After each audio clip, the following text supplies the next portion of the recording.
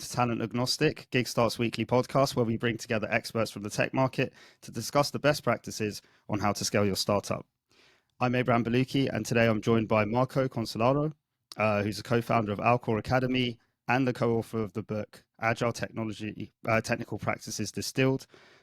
Marco, it's a pleasure to have you on. How are you doing? Thank you. Thank you for inviting me. Very good. Thank you. Awesome. So I suppose to get started, Marco, it would be good if you could briefly introduce yourself to the audience and just say a little bit more about your experience and what sort of led you to your current position in founding Alcor Academy as well. Yeah, well, I come from the technical background. I have a degree in computer science, and I've been working in IT ever since. I started my career as a software developer. I work in the field of software development for almost 30 years now. And I started to work in Italy. I'm Italian. I work for a very interesting company in my past. In Italy, I was working for a small startup at that time called YOOX, which no one knew what it was when I was working there. We were just 50 people when I joined, only 7 people in the IT department. And then when I left a few years after, we were some hundreds people, and the team was much bigger. So I've seen from a development point of view the first experience of a successful startup growing. And then now YOOX, everybody knows what it is. So it was a great success. But then in 2006, I decided to move in the UK because the IT world in the UK at that time was probably the best in the world. And that's where I've learned a lot of techniques that we are actually teaching also today. Here in the UK, I work for ITV. I work for some great startup like 7 Digitals in those years. 7 Digital was recognized in London as one of the best environment to work as a developer. The development culture was great in there. All the best practices were used, and we were quite famous in the way that we applied that. But then I moved on consultancy because I wanted to make more experiences. I worked for big corporation as well. I worked for Volkswagen Financial Services in those years. And then a few years ago, I joined a company called Codurance, where I was tasked to help the training of the young developers. And that's where I met Pedro Santos and Alessandro Di Gioia, where we created this training. We had so much material. So that was, let's say, serendipity to create a book out of it, right? So we work on the book. We came out with the book, and the book was a great success. We didn't sell a lot of copies because it's a technical book, so it's not easy. Yeah. But the review we have are really humbling. People really like the book. The reviews are amazing. In fact, we won also an award as best TDD book of all time. We are in the charts near Kent Beck, so that's a really a great satisfaction. We will never imagine we arrived there. So that's I'm really proud of that, and I'm proud that the people really find the book helpful. And from there, we essentially, I was working as a consultant still after that experience. I used to work for Kazoo. I was the technical coach in Kazoo when they created the first team. They didn't even have a website in the beginning. I was hiring the software development team for Kazoo in the beginning. And then doing this training in Kazoo as well, I realized that it could be a great product to sell. And that's what we are trying to do in Alcor Academy.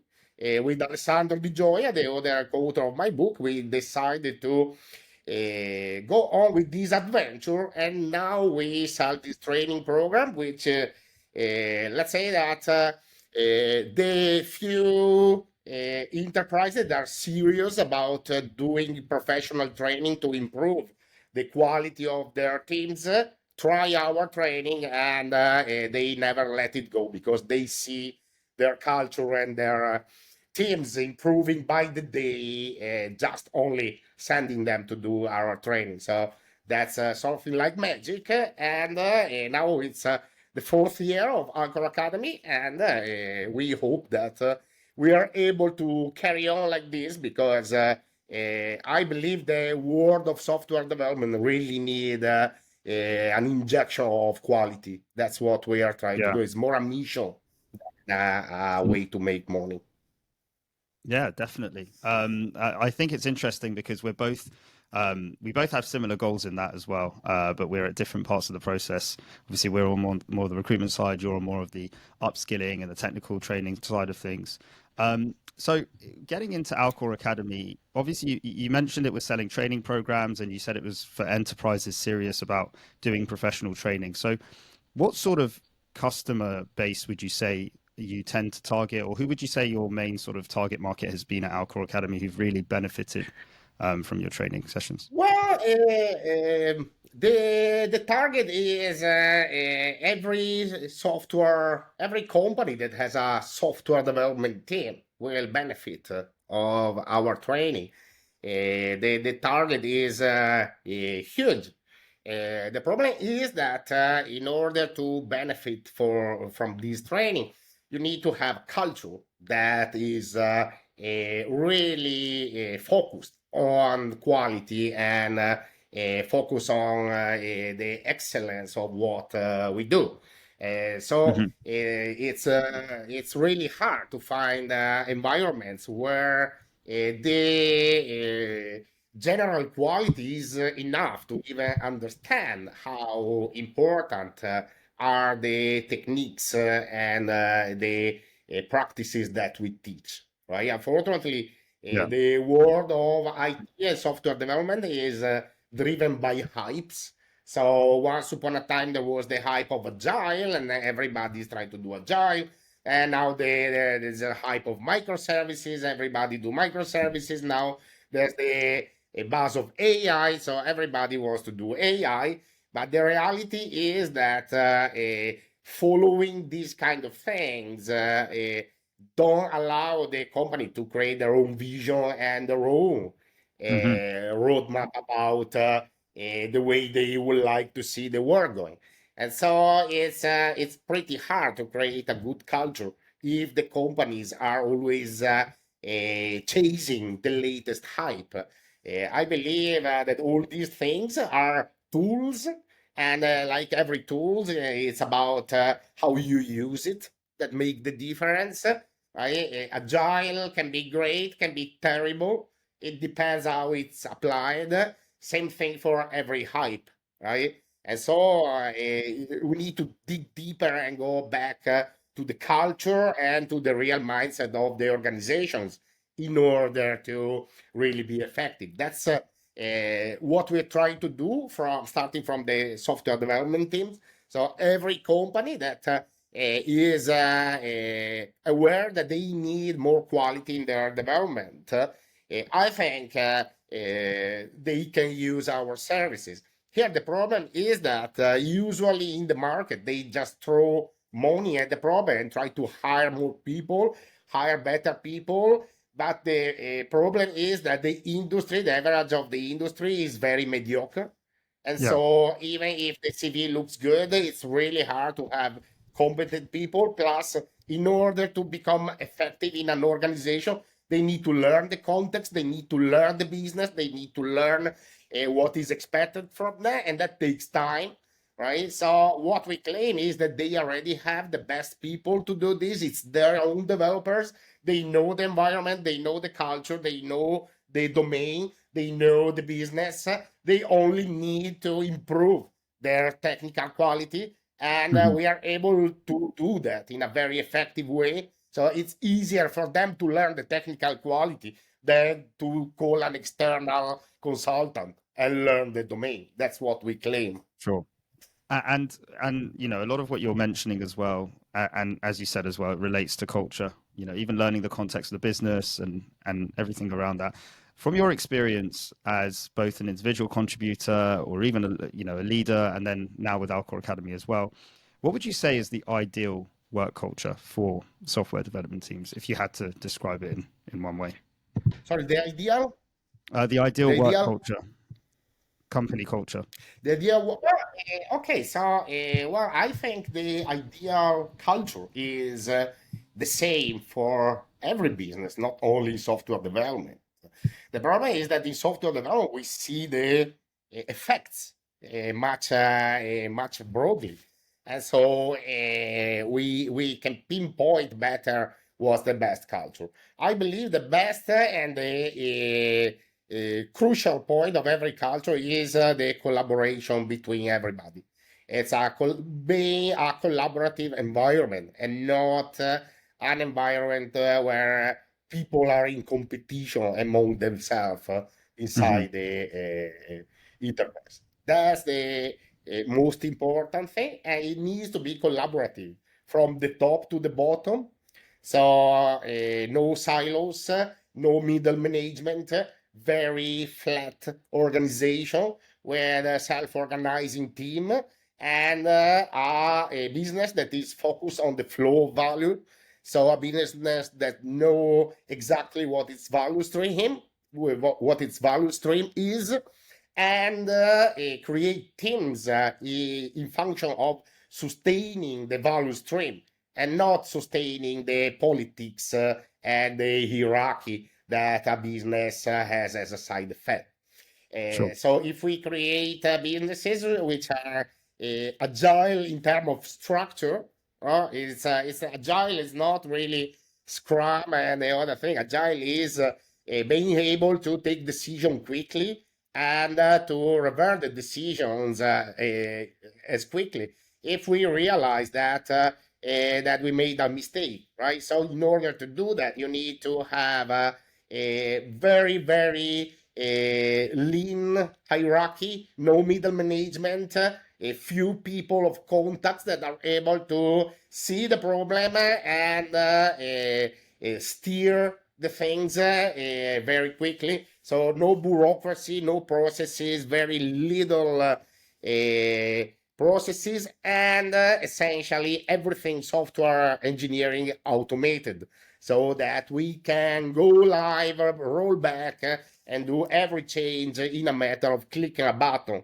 not in a matter of days or weeks, as I see around. It's very possible. Yeah, no, it definitely makes. What do you think larger organizations, like more traditional established organizations, can do to be more agile? You know, obviously because a lot of them suffer from not being able to stay up to, or suffer from middle management problems, hierarchical problems. So how do you think that is the best way that they can resolve that issue? Well, I believe that the larger the organization, the harder it is. But the clever must be the plan, right? It is possible. It is very possible. But in order to do it, you cannot do a big bang transformation as they try, right? Because doing a big bang means being loud about things. Being loud about things means that who is against put the walls and the defense on it, and so it becomes easy to get the saboteur behind the scene working as well. What I would do if I was a big organization, I would create a pilot project for change the culture. So in the beginning, you don't change the culture to all the organization. You change the culture of a different dimension of the organization that is essentially going to work completely differently. and must be clear that this is the pilot, that it's gonna be the blueprint of the future, how we want to work tomorrow. And then I would hire a group of people for that particular area, or also some consultants, also some people like Alcor Academy that comes there and set up the beginning of this project with the right culture, with the right tool, with the right things to do in order to actually start a project in a completely different way. And once you do that, you essentially prove with facts that working a different way is order of magnitude more effective than the other way to work. And so you start to create the team with a mix of new people that teach the things and a mix of the people of the company that are more pushing for the new things, and you start to work like that. So chances are that after that team start to have amazing results. And also other teams start to be curious. Other people start to be curious, start to be like, oh, wow, how did they manage to do this? And those people that are curious are the people that are the first candidate to be absorbed to the new team. And from one team, you split it, and you have two teams with half of the people that understand the culture and half that are learning. And then so on. Then they become four. Then they become more, until then the things cannot go unnoticed to the enterprise, right? But at that point, you arrive to the point that the mindset of the new part start to challenge the old mindset, and that's where the hard decision have to be taken, right? It's like, okay, now the critical mass is arrived. We want to steer in that way, so from now on, we try to move in that way more rapidly, and people that don't like to, we will not, that wish not to do that, needs to realize what to do in the future, because that's the way. But the way is proven at that point. The way is what we call a normative experience for the people that wants to see it inside the company. It becomes evident that is a way better way, is a way better working environment. And then, who still don't want to go in that direction needs to take other decisions.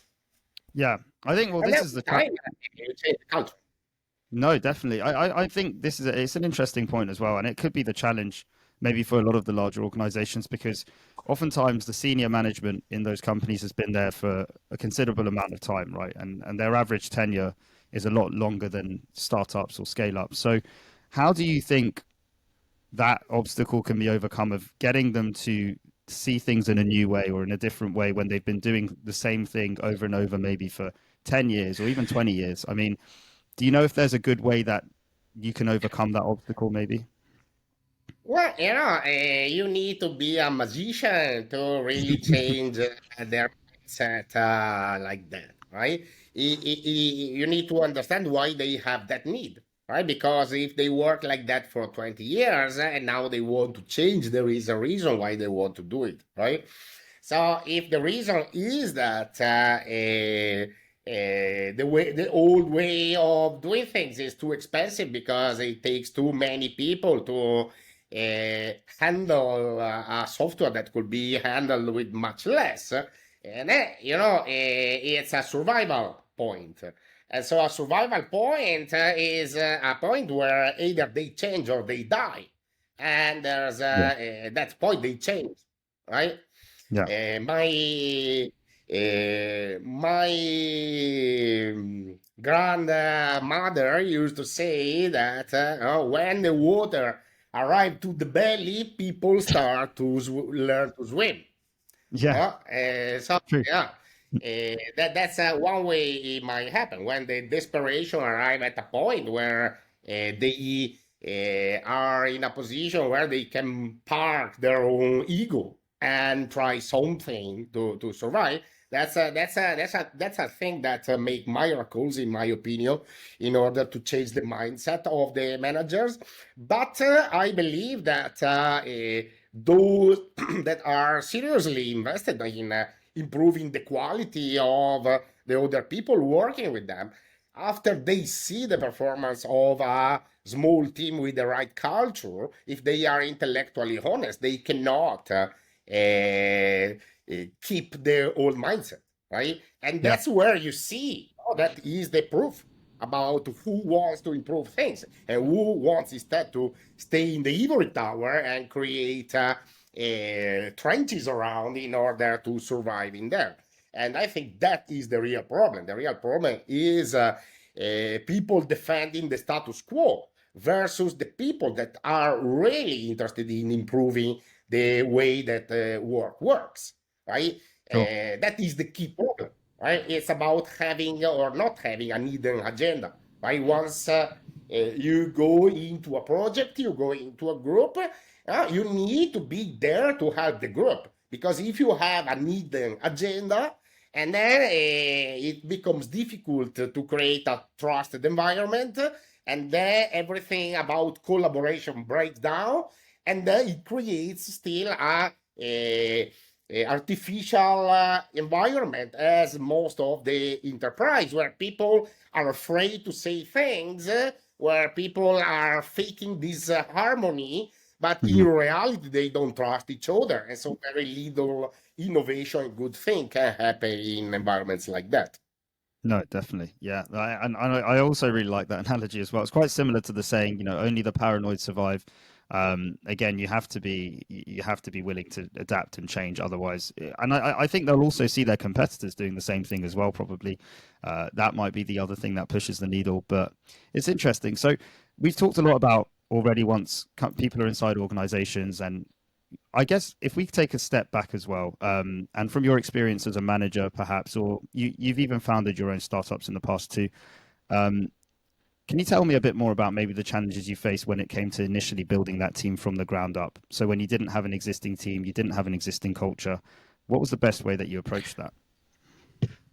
Well, I believe that it's very different hiring for a startup that is just starting, and instead hiring for bigger organizations or organization that they are already set up. Because a startup is very, very delicate environment, and I believe that trust and certain alignment in the vision needs to happen beforehand. I will never hire the first employees of a startup from recruiting or agents. I will always try to get them from the network, from environments where I have a chance to know deeper these people.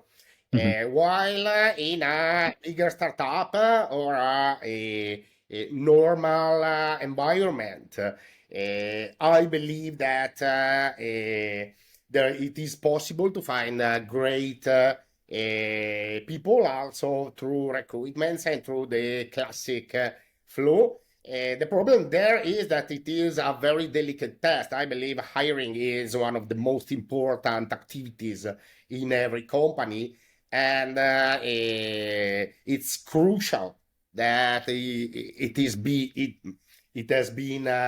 should be done by the people that have the vision and want to see a little bit of that vision in everybody that is hired in there. When I worked in YOOX, for example, in 2003, I was a young developer, and that was my third job in Italy. And once the CTO hired me, the last interview I had to do was with Federico Marchetti in person, because he wanted to interview personally everybody that was hired in the IT team. Cool. And that for me was amazing, right? I was like, this person really care about the people that work in that company, right? And yeah, it was funny. I still remember at that time I just learned English because I did 1 year of Erasmus a couple of years before at uni. And so in my CV, there was a line that he said that I was able to speak English. So in the middle of the interview, Federico read that and switched to English without telling me. And basically, the interview carried on in English for a few minutes. I just wanted to see if that was true. And so then we had a chat in English. And after that, it was okay, you are hired. Go. Right. And I believe, that was just an episode, but I think it's important that the hiring got vetted by who has the vision.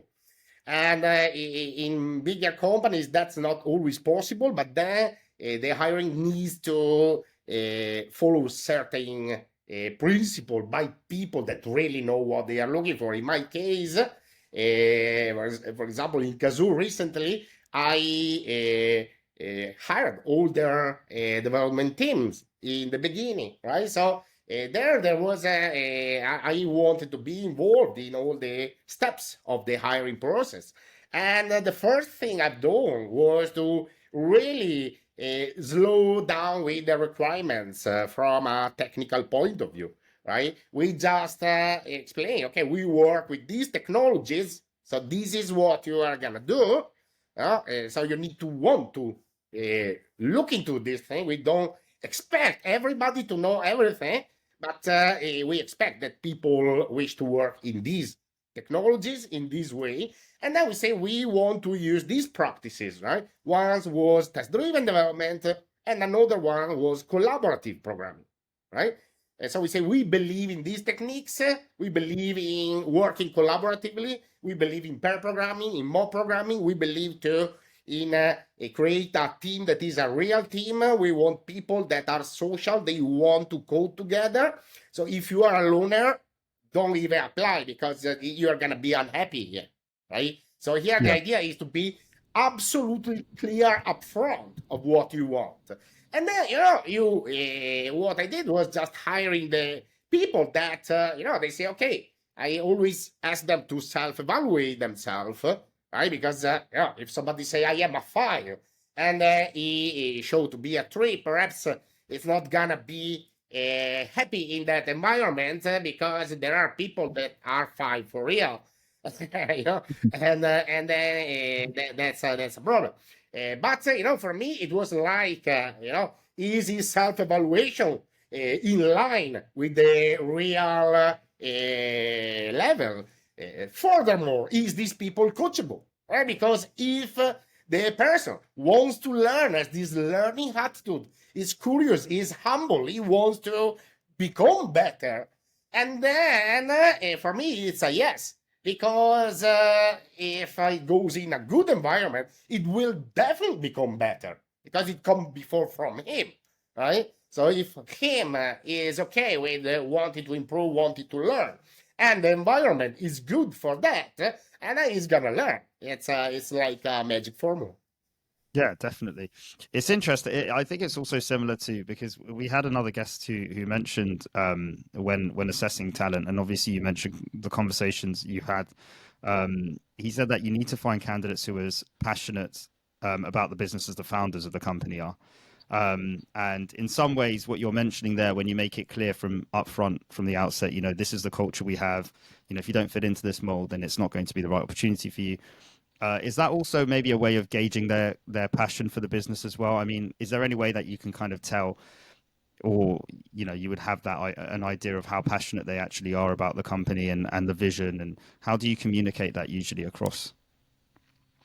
Well, let's say that I think that's more important in the beginning for smaller environments. With bigger environments, maybe being passionate about the core business is secondary. In the IT, in the technical side of things, they need to be passionate on what they do, which is connecting the dots from the business to the technical things.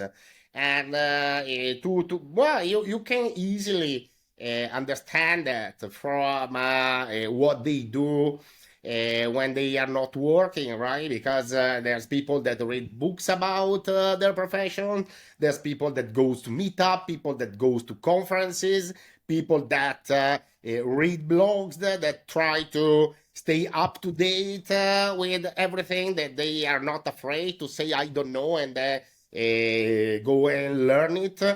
To me, that kind of mindset is a growing mindset. And so, if the person is humble enough to don't come there and making a show like he knows everything, and be laid back and humbling, say I don't know, right? To me, that is very important, and that's what make me see that there is a passion for learning, right? It's about the Yeah. learning attitude.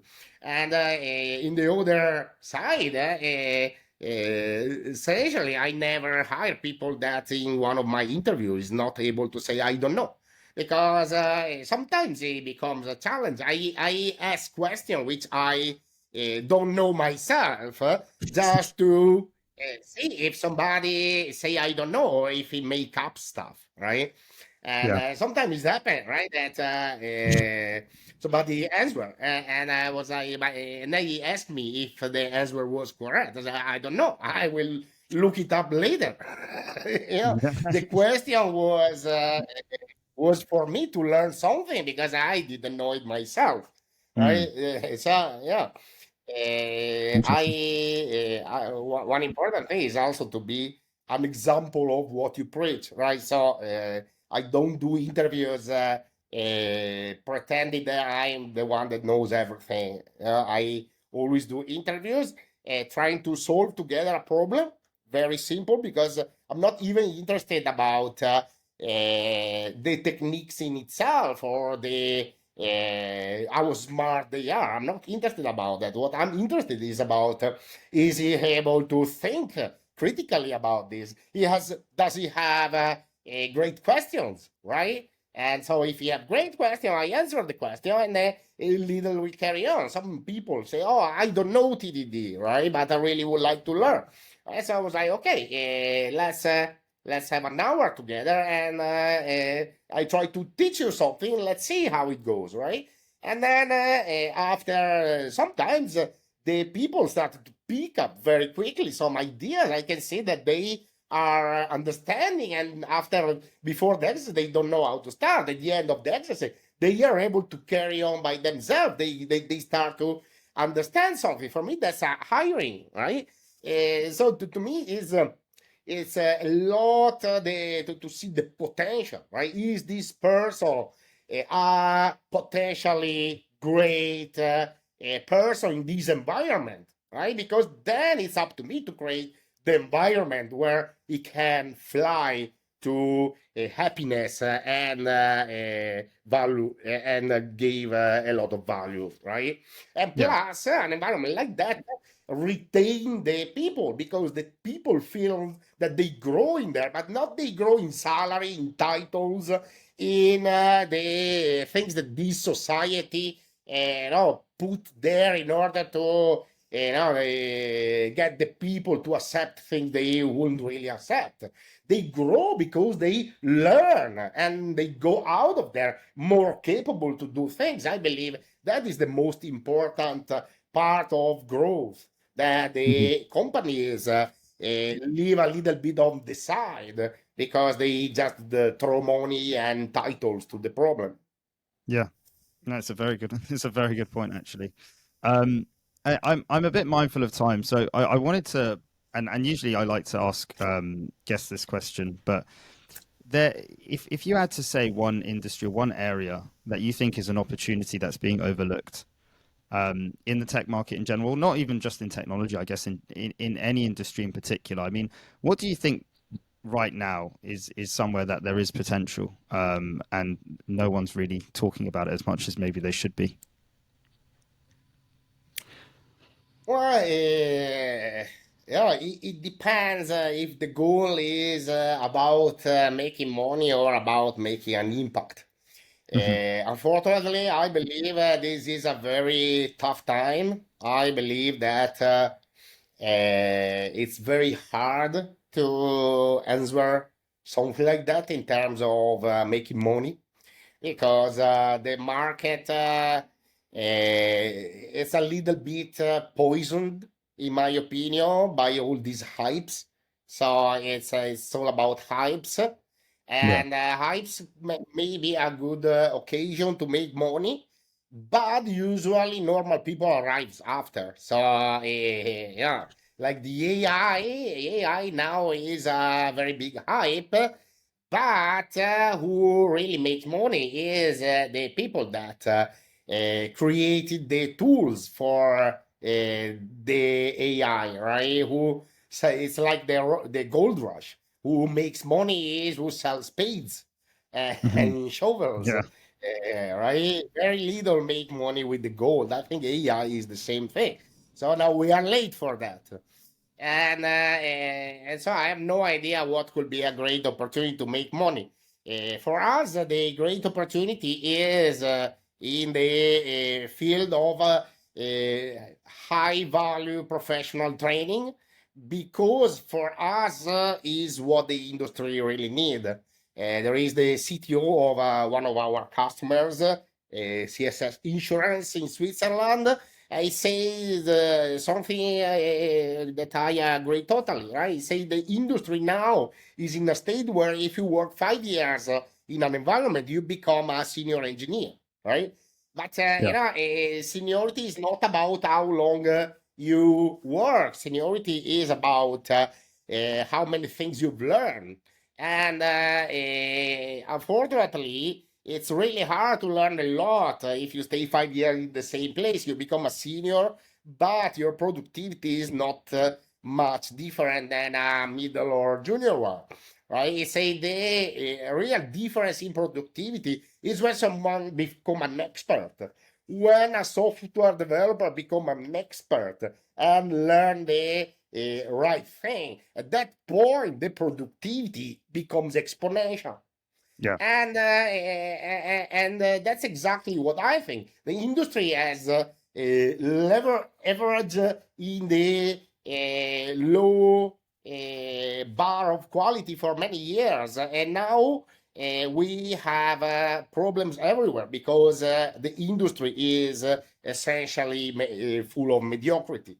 So for us, it's more a mission than a startup. The mission is to have the industry to don't forget all the good things that came out in the last 20 years, and without dogma about this or that hype, just take the good things that we have seen that work and carry on teaching the good things without dogma, and create professionals that are great technically, but they are also great in the way they communicate, in the way they approach problems, in the way they think, in the way they challenge the business to be clear in what it wants so that they can do their job at best of their possibilities, right? And Exactly. unfortunately, nowadays we need training for this because the school and the university definitely do not prepare anyone for the work at a professional level, unfortunately. Yeah, no, definitely. It's something we've seen as well with skill gaps happening in certain industries. And even if more people get into STEM subjects, there's still going to exist those skill gaps. And sometimes professional experience comes from experience in the work environment anyway. So you can't even teach it in school. They need to be actively working.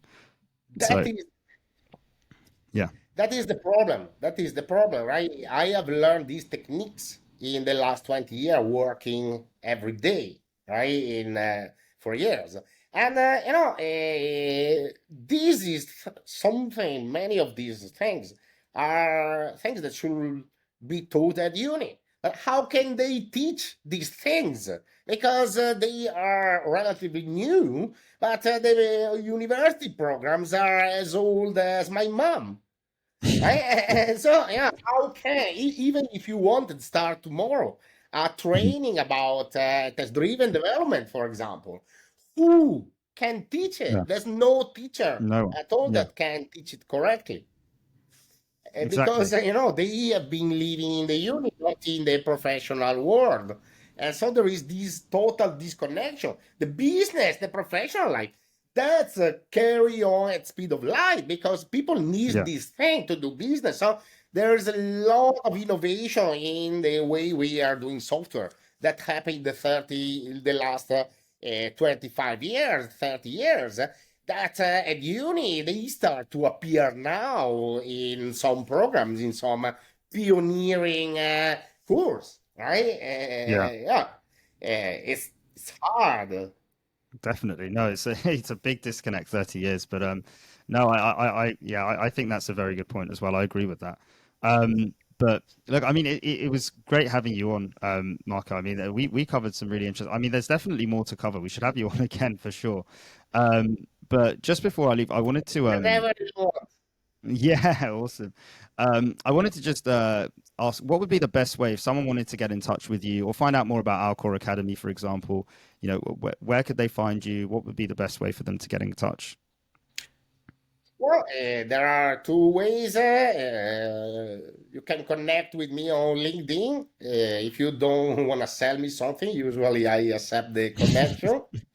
Or you our website, http alcor.academy, and there you see a little bit everything about us. Awesome. And if you enjoyed listening to this as well, subscribe to Talent Agnostic. We have a weekly newsletter that goes out every Friday, and we have conversations like this every week. We release the full version on Fridays, so definitely keep your eyes peeled for this version. And you can also find us at gig-start.com. But no, thank you once again, Marco. And yeah, I enjoyed the conversation. And here's to doing this again. And yeah, thanks very much for listening. Bye bye. Yeah, thank you very much. Thank you for inviting me, and thank you to everybody that is going to watch this conversation. See you soon. See you soon. Bye.